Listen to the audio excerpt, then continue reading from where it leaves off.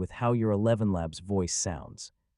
Whether the voice is too robotic, too emotional, too fast, or not similar enough to the original speaker, adjusting the voice settings can make a huge difference. In this guide, I'll show you exactly how to change voice settings in ElevenLabs in 2026.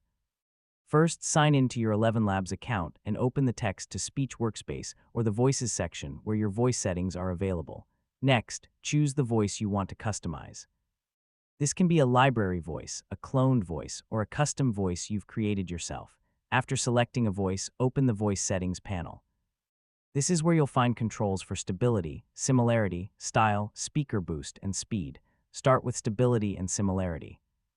Lower stability can create more expressive and varied speech, while higher stability produces more consistent results. Similarity controls how closely the AI follows the original voice characteristics. Next, experiment with style and speed settings.